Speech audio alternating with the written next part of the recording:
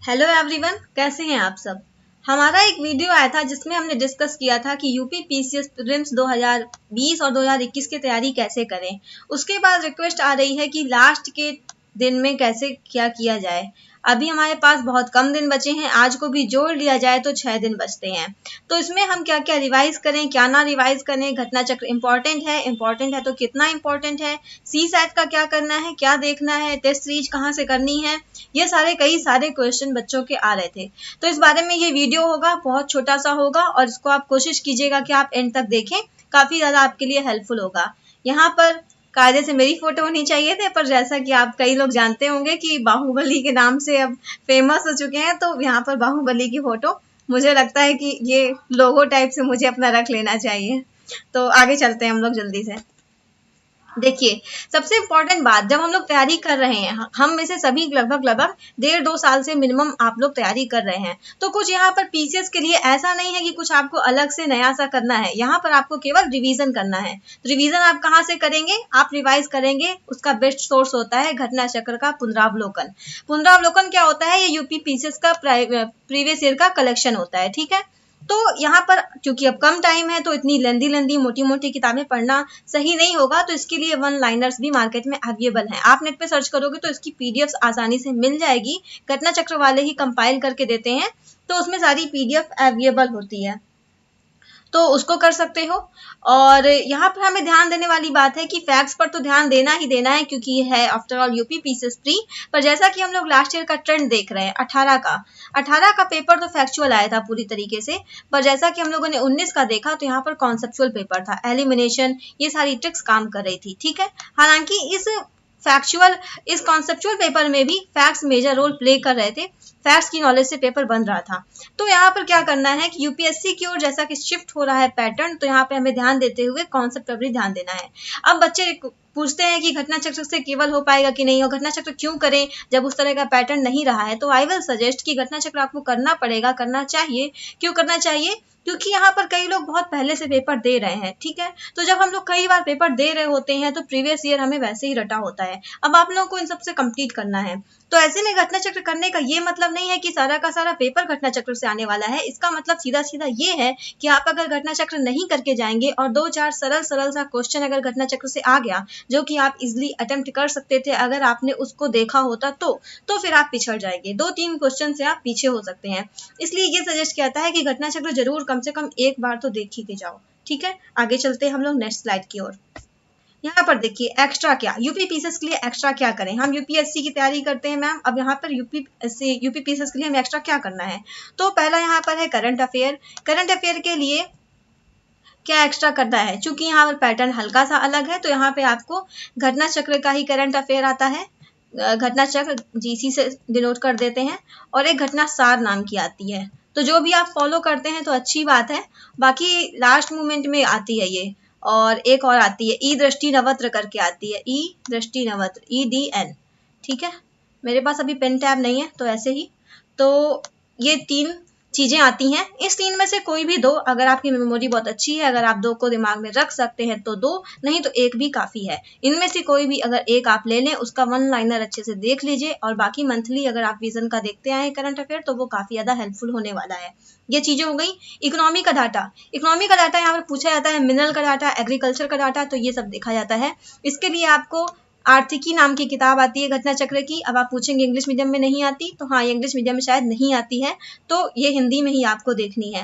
तो आर्थिकी का डाटा आपको आर्थिकी नाम की किताब घटना चक्र की आएगी, उससे देखना है। सेंसस का डाटा भी इसी तरह से घटना चक्र का जनसंख्या और नगरीकरण का एक किताब आता है, उससे आप सेंसस का डाटा देखेंगे। यूपी स्पेशल के लिए भी घटना चक्र की किताब आती है, और एक आध और पब्लिकेशन की आपको आसानी से मिल जाएगी, तो उनको आपको देखना है।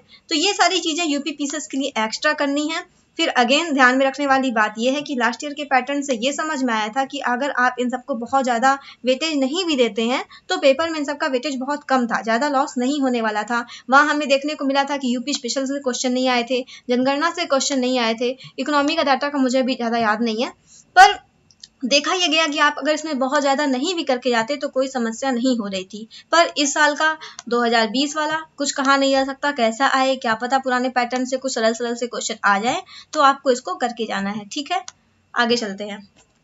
तो यहाँ पर टेस्ट सीरीज की इंपॉर्टेंस, सीरीज का देखिए, अब इतना टाइम तो है नहीं कि 25-30 टेस्ट लगाए जाए, ना ही इतना करना भी चाहिए। आपको एटलीस्ट 5 से 10 टेस्ट यहाँ पर करके जाने हैं। कहाँ से मिलेंगे? तो घटना चक्र की ही पब्लिकेशन का आता है। एक्चुअली जो घटना चक्र है वो पीसीएस के लिए काफ़ी ज़्यादा डेडिकेटेड होकर काम करते हैं। तो पीसीएस का एक तरीके से कह सकते हैं स्पेशलाइजेशन है।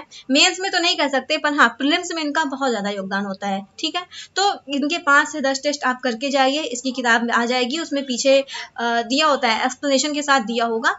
तो 5-10 टेस्ट करके जाना है। तो इसे टेस्ट करके क्या देखना है कि हमारे कितने सही हुए और हमारी एक्यूरेसी कितनी है।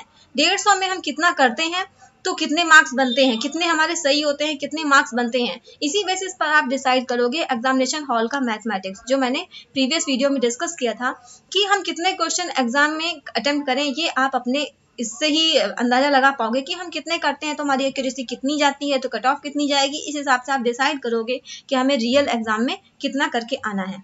आगे चलते हैं।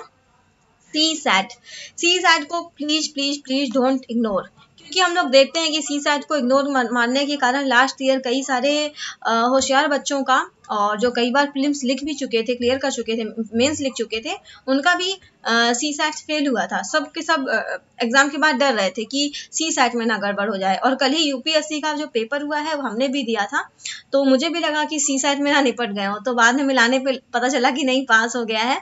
तो सी सैट का यही होता है कि हम लोग पेपर 1 पे सारी जान दिए रहते हैं। तो प्लीज सी सैट को थोड़ा देख के जाओ। क्या देखोगे? ज्यादा मेहनत नहीं करनी है, लास्ट 3 ईयर के आप पेपर देख लो। ठीक है, यूपी पीसीएस का ही 3 साल का लास्ट ईयर का पेपर अच्छे से देख लो, कैसे क्या करते हैं। और उसको देख के क्या समझोगे? उसको देख के समझोगे कि क्या आपकी स्ट्रेंथ है और क्या वीकनेस है। मान लीजिए आपका मैथ स्ट्रांग है और आपका रीजनिंग स्ट्रांग है, ठीक है, या आपका मान लीजिए हिंदी स्ट्रांग है, तो आपको ये बात 3 साल के पेपर से समझ में आ जाएगी कि आपका क्या स्ट्रांग है। अब जब आप एग्जाम में पेपर देने जाएंगे तो आपको कॉन्फिडेंस रहेगा कि अच्छा हिंदी का हमें आता है, तो लाओ हिंदी वाला पहले कर लेते हैं, मैथ का देख लेते हैं, रीजनिंग का देख लेते हैं। मान लीजिए आपका इंटरपर्सनल स्किल, आईपीएस कह सकते हैं इसे तो आईपीएस मान लीजिए आपका कमजोर है, तो आप उसका क्वेश्चन इग्नोर कर सकते हैं। 3-4 क्वेश्चन, क्या जरूरत है नेगेटिव मार्किंग को हमें गेन करने का। ठीक है, तो इस तरीके से आई विल सजेस्ट कि सी सैट के कम से कम 3 साल के प्रीवियस ईयर पेपर, ठीक है, 17, 18, 19 के देख के जाओ। आगे चलते हैं। मोस्ट इंपॉर्टेंट क्या है, इसको हम लोग पहले ही डिस्कस कर चुके हैं, एग्जामिनेशन हॉल का मैथमेटिक्स। इस साल के लिए मेरा प्रिडिक्शन है कि इतना मुझे सच में आइडिया नहीं है, क्योंकि 2018 मेरा पहला अटेम्प्ट था, उसके बाद मैंने 19 का भी कट ऑफ क्लियर किया है। बट मुझे लगता है कि कम से कम 135 आपको करना चाहिए। ठीक है, और किसी भी हाल में 142 से ऊपर जाने का कोई मतलब नहीं है, जब तक कि आप एकदम श्योर ना हो। तो 8-10 क्वेश्चन छोड़ देना ही अच्छा है, जो कि घोर फैक्चुअल है, कोई आइडिया नहीं चल रहा है, तो उसको छोड़ देना ही अच्छा है। ठीक है, उसके अलावा अगेन यहाँ पे ये जुड़ा हुआ है, जो उसको हम लोग बोलते हैं एक शॉर्ट नोट, फुट नोट को समझ सकते हो अपनी एक्यूरेसी के अकॉर्डिंग, और आप इसमें फेरबदल कर सकते हैं। ठीक है, पर 135 तक तो आपको टच करना पड़ेगा, क्योंकि कट ऑफ जो है वो ज़्यादा हाई जाने वाली है, क्योंकि सीट्स यहाँ पर 2020 में काफ़ी कम है। हो सकता है बाद में जुड़ जाए तो चीज़ें बदल सकती हैं। हाँ, तो ये है एक पॉइंट, ये मैंने सोचा कि इसको इंक्लूड करना बहुत ज़्यादा ज़रूरी है। आज मेरे पास एक बच्ची का कॉल आया था, और उसने यूपीएससी का दिया था प्रीलिम्स। उसने काफ़ी ज़्यादा शुरू से मेहनत करी थी, उसके मार्क्स में स्कोर अच्छे आ रहे थे, बट हुआ क्या, एग्ज़ाम के 3 दिन पहले उसकी तबीयत हो गई ख़राब। उसने रास्ते में भी उसकी तबीयत ख़राब रही एग्ज़ाम देने जाने में, दूसरी जगह उसका सेंटर था। तो क्या हुआ कि पेपर में उसके शरीर में थी वीकनेस, उसका दिमाग काम नहीं किया और पेपर हो गया ख़राब, पूरे क्वेश्चन ही वो अटेम्प्ट नहीं कर पाई।